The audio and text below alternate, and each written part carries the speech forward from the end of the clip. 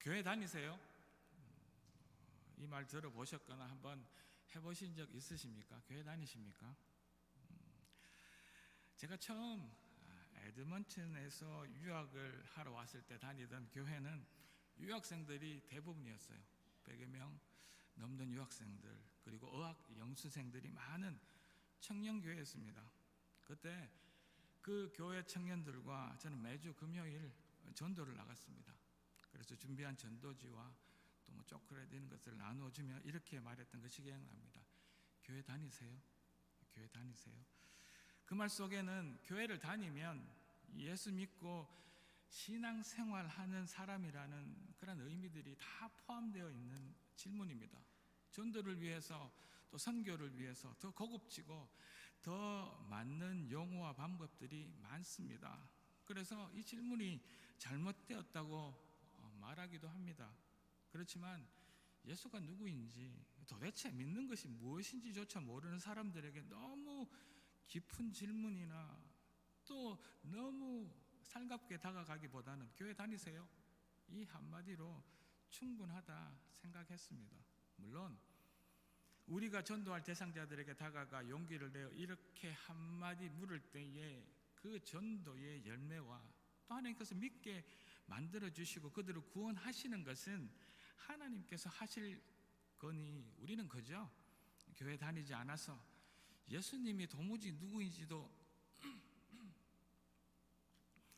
잘 모르고 또 신앙이 또 믿음이 무엇이조차 잘 몰라서 어떨 때는 교회를 내키지 않는 눈으로 바라보는 우리가 말하는 소위 세상 사람들에게 교회 다니세요?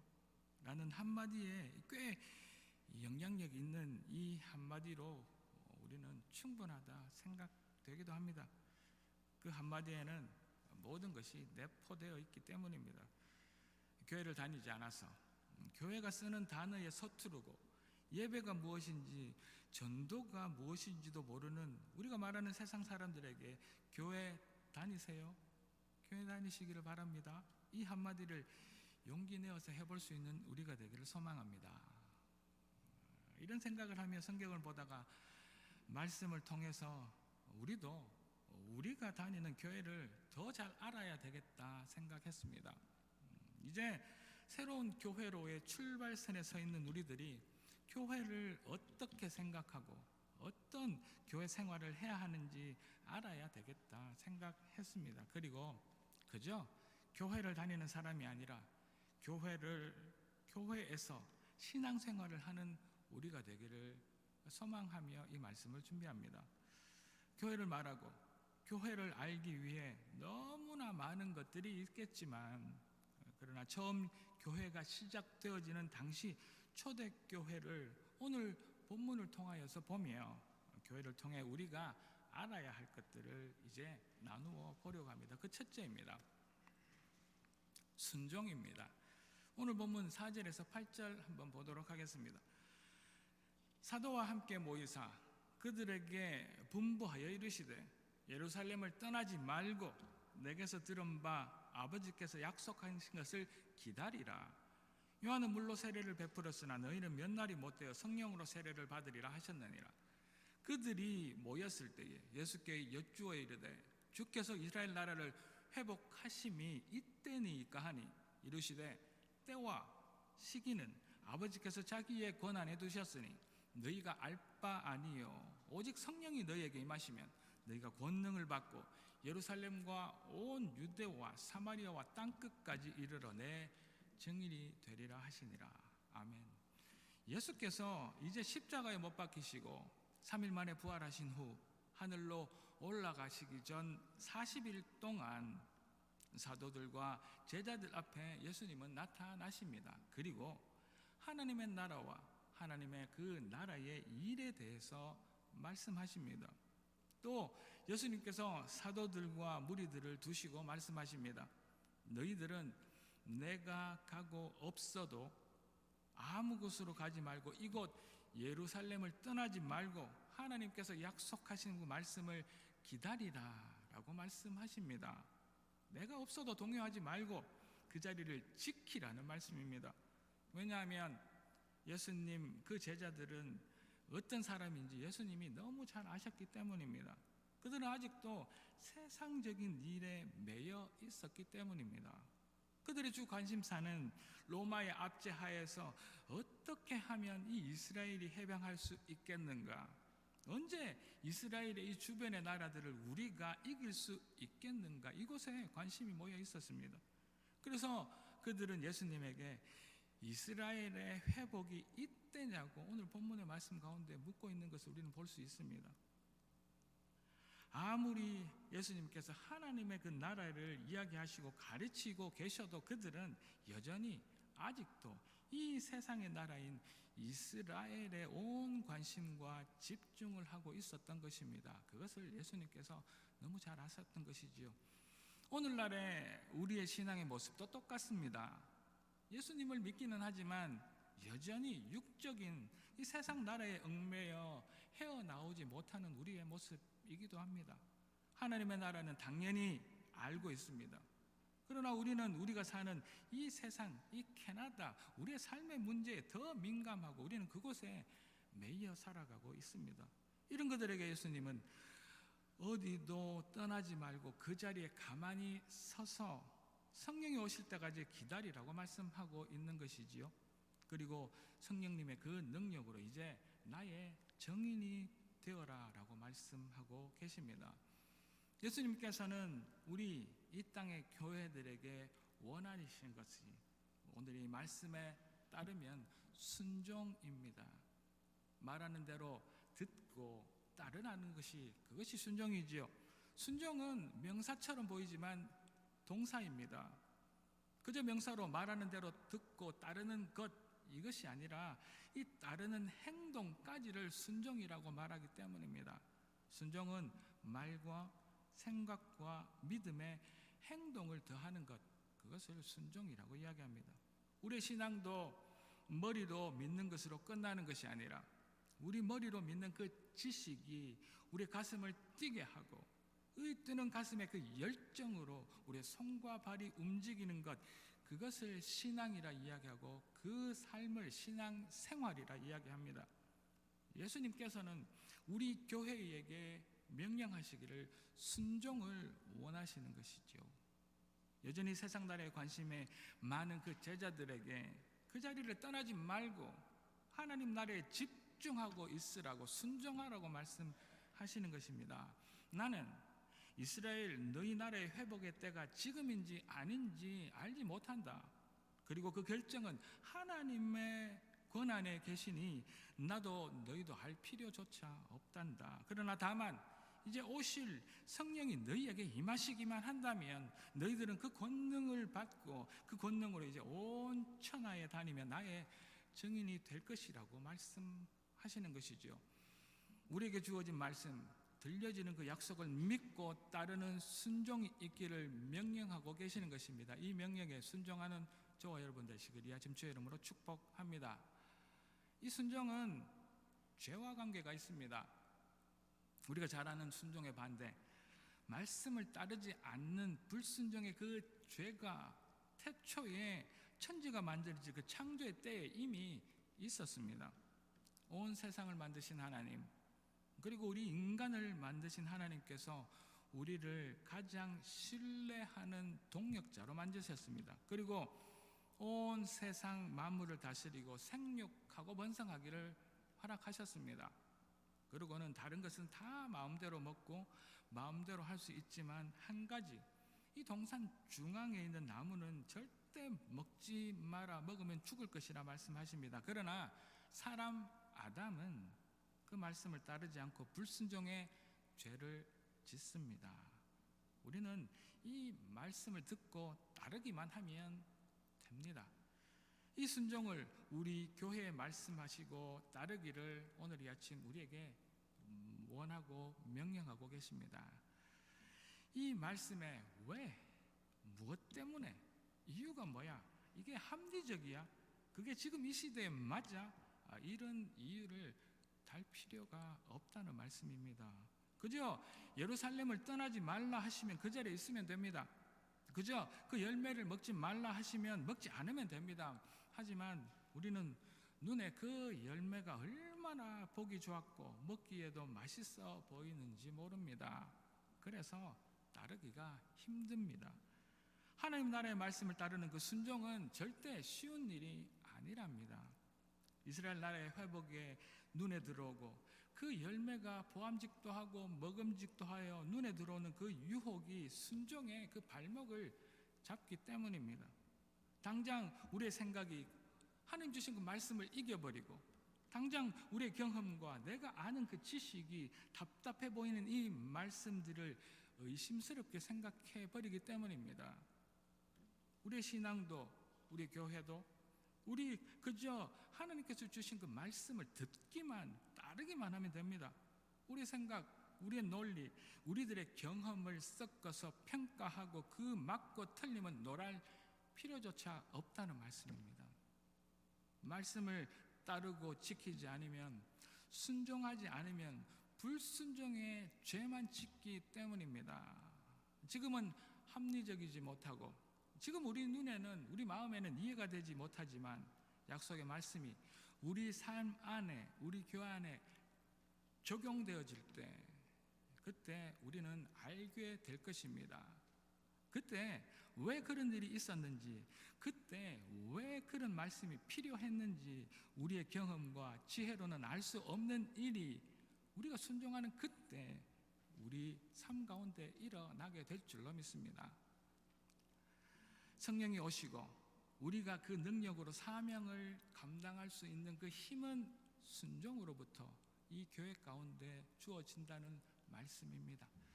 예수님께서 우리 교회에 가장 먼저 약속의 말씀을 따른 순종을 원하시는 이유가 이것입니다.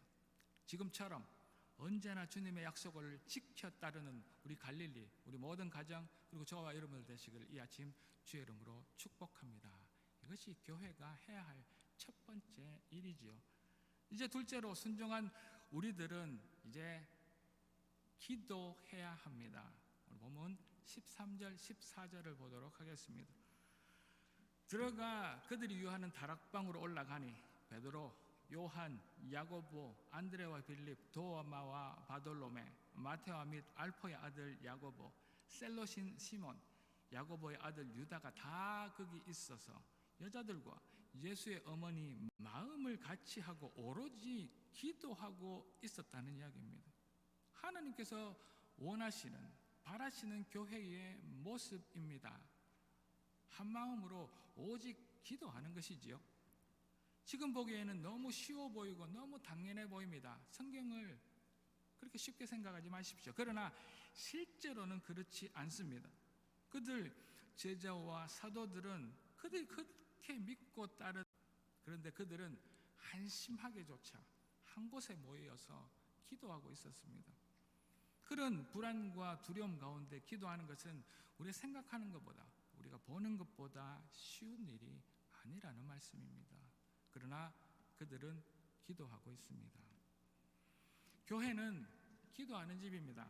여러분들 이런 이야기 들어보셨습니까? When man works, man works. When man prays, God works. 들어보셨나요? 사람이 일하면 그저 일만 할 뿐입니다. 그러나 사람이 기도하면 하나님께서 일한다는 말씀입니다. 너무나 정확한 말씀이지요. 여러분들 올해 우리 교회의 표어가 무엇인지 기억나십니까? 아시나요? 그렇다면 제가 온 지난 3년, 4년 동안의 교회 표어를 다 기억하십니까? 첫 번째는 이랬습니다. 하나님이 주신 되신 교회, 이제 그 다음 해는 예수만 예배하는 교회, 그리고 난 다음 우리가 주인 되신 그 교회에서 예수만 예배하다가 이제 우리는 생명 살리는 교회가 됩시다. 그리고 난 다음 올해 우리 갈릴리 교회 표어는 다름 아니라 하나님이 일하시는 교회입니다. 얼마나 거창한 표어입니까? 하나님께서 우리를 위해, 갈릴리 위해 일하시도록 한다는 것. 지난해 말 매년처럼 이제 다음에는 우리 교회 표어를 어떤 것을 하면 좋을까 그렇게 기도하고 있었습니다. 그런데 문득 하나님께서 우리 갈릴리를 위해 일해 주셔야만 되겠다라는 생각이 들었습니다. 그때만 해도 정말 답답한 이 교단의 문제, 앞으로 있을 수많은 어려움들을 생각할 때 도무지 겁이 나고 한 치 앞을 내다보기 힘들었습니다.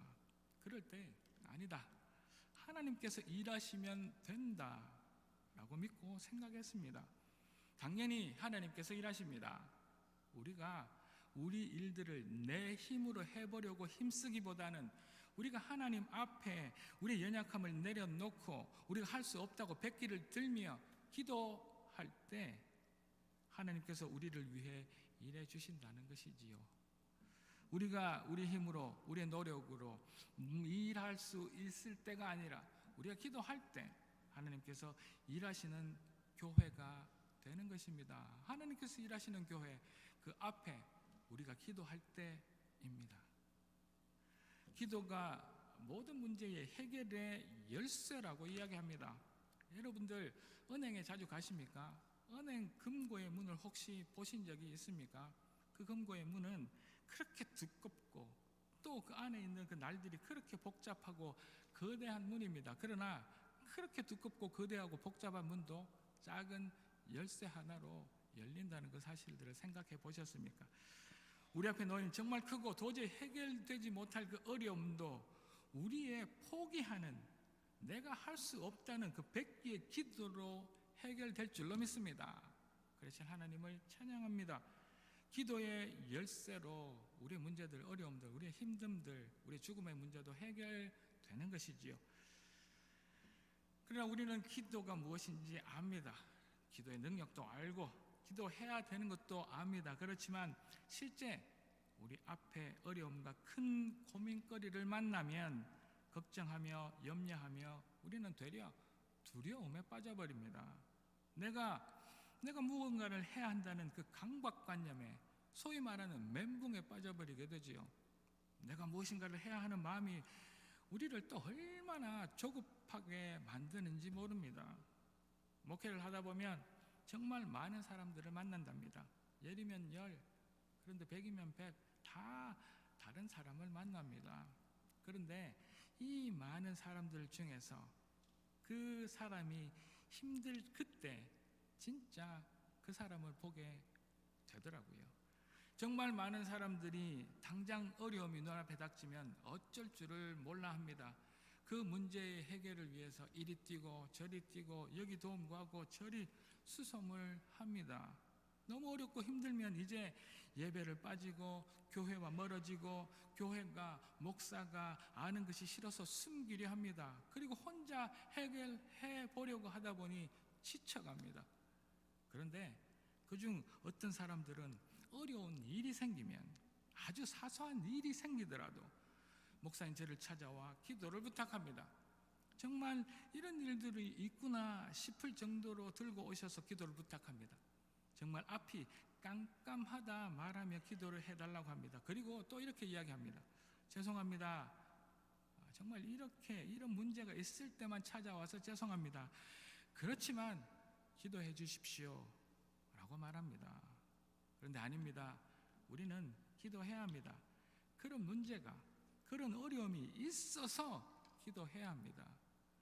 지금 이럴 때만 기도한다고 부끄러워할 수도 있습니다. 지금 이럴 때만 기도한다고 해서 조금은 뻔뻔해 보일 수도 있습니다. 그렇지만 우리는 그때 기도해야 합니다. 우리가 기도할 때는 우리가 힘든 그때입니다. 그렇지 않으면 언제 기도하겠습니까? 우리 힘들 때도 기도하지 않고 예배를 빠지고 도망을 가면 언제 기도하겠습니까? 그때 기도해야 합니다. 물론 매일 기도해야 합니다. 그렇지만 우리가 가장 어려울 때 우리의 신앙이, 우리의 순종의 모습이 드러난다는 그 사실을 잊지 않고 기도하는 저와 여러분 되시기를 주의 이름으로 축복합니다.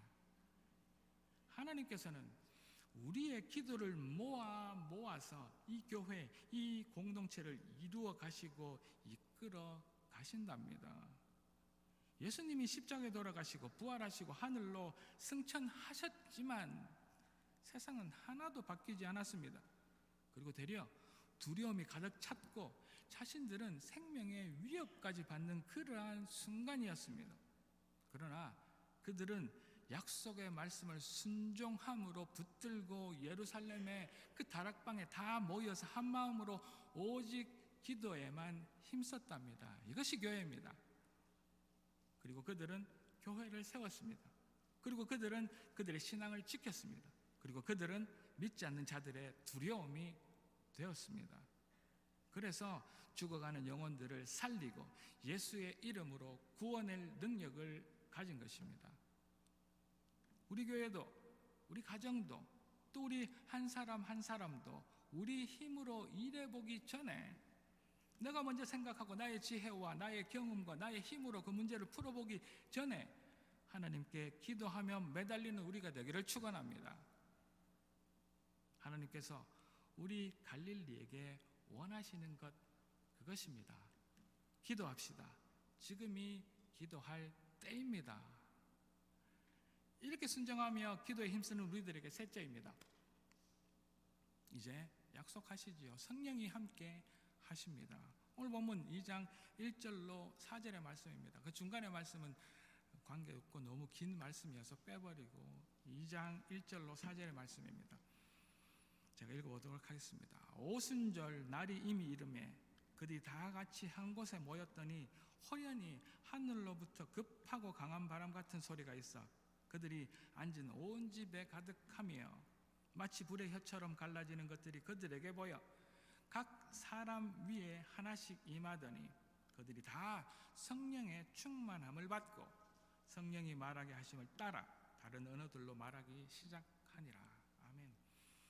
예수님이 하늘로 승천하시고 그 제자들의 말씀에 순종하며 한 곳에 다 모여 기도하고 힘쓰고 있을 때 하늘에서 강한 바람 같은 소리와 함께 불의 혀처럼 갈라진 성령이 각 사람마다에게 임하셨다고 말씀하고 있습니다. 이제 교회가 시작된 것입니다. 교회는 이렇게 말씀에 순종하며 그 어떤 어려움과 위협, 생명의 도전 가운데서도 한 곳에 모여 한 마음으로 오직 기도에만 힘쓰는 그들 위에 임하신 성령의 충만하심으로 시작된 모임, 그것이 교회입니다. 이렇게 교회의 주인은 성령님이십니다. 하나님의 말씀에 순종하며 자신을 내세우지 않고 기도하며 하나 된 그들에게 이 하나님은 교회에 성령님을 보내시고 함께 하시도록 허락하셨습니다. 교회인 우리들은 교회를 여전히 건물로 생각하고 있지 않은지 돌아보아야 합니다. 예수 그리스도가 이제 이 땅에서 죽으시고 가시며 온통 불안과 두려움 속에 있을 그 제자들과 사도들에게 하나님께서는 하나님의 영이신 성령님을 보내주신 것입니다. 이렇게 교회는 우리들의 모임을 말합니다. 육신으로 그 제자들과 함께 하셨던 예수님이 이제 그들을 떠남으로 하나님께서는 교회와 성도 한 사람 한 사람함에 하나님의 영으로 몸소 거하시고 있는 것이지요. 하나님께서 애프터 서비스를 하신 것입니다. 예수님 이후에 성령님으로 말입니다. 이것이 하나님의 은혜입니다. 성령님은 하나님께서 우리 안에 임하시는 방법입니다. 성령님, 거룩하신 하나님이 우리에게 임하시고 우리 안에 계심으로 말미암아 그래서 우리가 성전이고 우리들의 모임이 거룩함으로 말미암아 성전이 되는 것이지요. 이렇게 교회는 인간이 우리들이 세운 것이 아닙니다. 이 교회의 개척을 목사가 하는 것이, 당회가 하는 것이, 성도들이 하는 것이, 인간이 하는 것이 아닙니다. 교회는 우리가 주인이 될 수 있는 것도 아닙니다. 세상에 교회들이 문제가 생기고 허물어지고 깨어지는 것은 그 교회를 인간이 세웠기 때문입니다. 사람의 동기와 사람의 힘으로 세운 교회여서 그 모임은 오래 갈 수 없고 만약 오래 간다고 해도 허접할 수밖에 없겠지요. 교회의 주인인 성령 하나님이시고 우리는 그 몸입니다. 그 몸의 작은 지체에 불과합니다. 우리는 약속의 말씀에 순종하여서 그 자리를 지켰던 제자들처럼 그리스도의 몸인 교회를 이루는 몸의 작은 지체들입니다. 그래서 교회의 누리들은 머리 대신 예수 그리스도를 바라보며 각자에게 맡겨진 그 역할을 감당하는 하나된 몸이 되어야 합니다. 우리는 우리 안에 있는 하나님의 영인 성령의 지배를 받아야 합니다. 성령의 뜻에 순종해야 한다는 이야기입니다. 교회의 누리들은 성령 하나님의 주인 되심, 예수 그리스도의 머리 되심을 잊지 말아야 할 줄로 믿습니다. 우리는 교회 안에 다수결의 논리에 빠져서 성령 하나님의 그 진리를 놓치는 잘못을 범할 때가 많습니다. 이번 우리 갈릴리는 교단의 동성애 문제로 탈퇴를 결정하였답니다. 교단은 우리 교회들에게 투표의 그 숫자의 논리가 지배하도록 하는 죄의 유혹에 빠지도록 우리 교회들을 던졌습니다. 물론 다수의 원리, 투표는 민주적이고 합리적인 것은 맞습니다.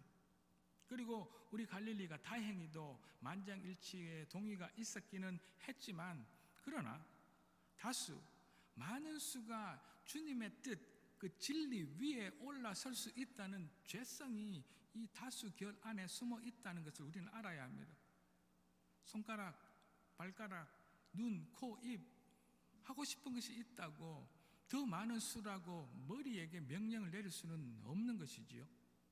합리적이고 민주적이고 더 많은 사람들이 원하지만 그렇지 않을 수가 있는 그 죄성이 숨어 있는 것을 우리는 알아야 합니다. 예수의 죽음도 모인 그 다수, 그 불같이 이르는 그 들끓는 많은 군중들의 그 소리침으로 다수결로 결정되었습니다. 분명한 논리, 하나님의 말씀도 교단의 다수에 결정하여서 그 진리를 왜곡하는 것을 우리는 보았습니다. 이런 실수를 되풀이하고 이런 죄의 유혹에 빠지지 않기 위해서 우리는 수의 논리, 민주적인 논리가 아닌 성령의 지배를 받아야 할 줄로 믿습니다. 성령 하나님의 임재 가운데 그 약속의 말씀에 순종하며 우리의 뜻이 하나님의 주신 그 말씀과 다를 때는, 또 우리의 뜻이 여러 가지로 자기의 이기심과 자기의 이익을 위해 우리의 뜻이 갈라질 때는 우리는 한 마음이 될 때까지 기도해야 합니다. 그래서 우리는 언제나 기도하며 성령 충만함을 위해 하나님 앞에 나아가 간구하는 그러한 교회가, 성령의 지배를 받는 교회가 되어야 할 줄로 믿습니다. 성령의 능력으로 가톨릭의 타락에서 종교개혁을 이루었던 우리 교회들입니다. 그러나 지금은 순종도, 하나님의 진리도, 성령의 능력도 잃어버려서 이제는 세상 속에서 우리가 되려 개혁의 대상이 되어가고 있음을 잊지 맙시다. 우리가 세상 앞에 예수가 우리의 죄를 용서하기 위해서 십자가를 지시고 돌아가셨다고 선포하지 못하는 것은, 우리가 세상 앞에 하나님의 복음, 말씀을 제대로 전하지 못하는 것은, 우리가 세상보다 또 도덕적이고 윤리적이며 거룩하고 깨끗하다 말하지 못하는 것은 우리 안에 이제 더 이상 성령의 능력이 잃어버렸기 때문입니다. 이제 우리 안에 성령의 능력이 더 이상 없기 때문입니다. 우리 안에 성령의 임재가 없기 때문에 우리 교회의 존재의 목적, 교회가 이 땅에 있어야 할 이유를 잊어버린 것이지요. 세상이 교회를 욕하고 우리 교회를 함부로 대하여도 우리 안에 성령의 능력이 없으니 우리는 그대로 모른 척하며 그 모든 수모를 당하며 이제는 변화가 필요해 보이는 세상의 그 개혁의 대상으로 전락해버린 것입니다. 하나님께서는 우리 교회가 말씀의 선포와 서로의 교제와 세상을 향한 섬김의 봉사의 사명을 감당하라고 예수 그리스도가 죽으시고 승천하신 후에 우리 가운데 성령 하나님을 강한 바람과 갈라진 불의 혀처럼 우리에게 성령 하나님을 우리 위에 부어 주셨습니다. 그저 기도의 응답, 그저 우리의 욕심과 우리의 바람을 간구하라고, 내 삶의 그 순간순간마다 기적만을 바라라고 성령 하나님을 보내주신 것이 아니랍니다. 그것이 아니라 우리 교회가 그리스도의 몸으로 이 세상의 그 존재의 목적, 구원의 사명을 감당하라고, 그 책임을 다하라고 우리에게 성령 하나님을 보내주시고 이 교회를 세워주신 줄로 믿습니다.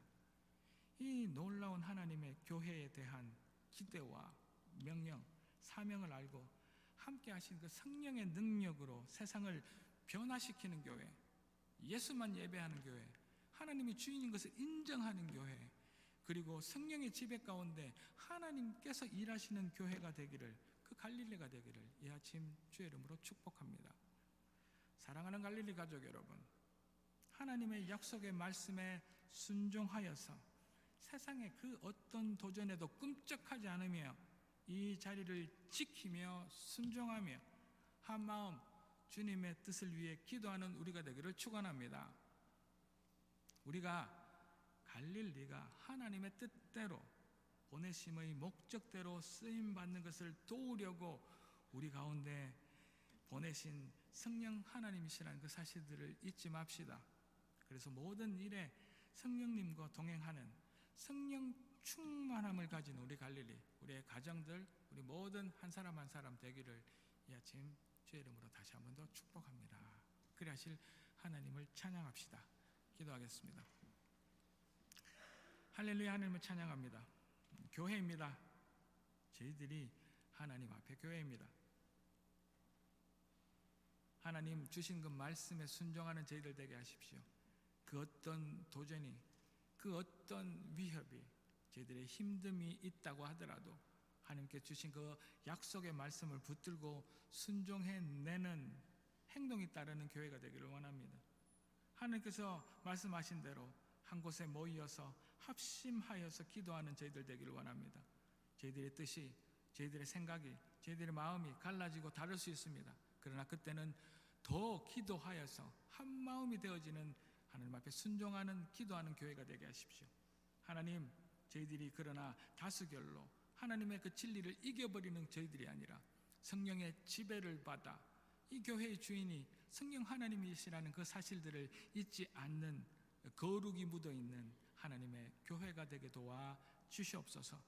그러실 하나님만 찬양하옵고 이 모든 말씀 살아계신 예수 그리스도 이름으로 감사드리며 기도 올리옵나이다. 아멘.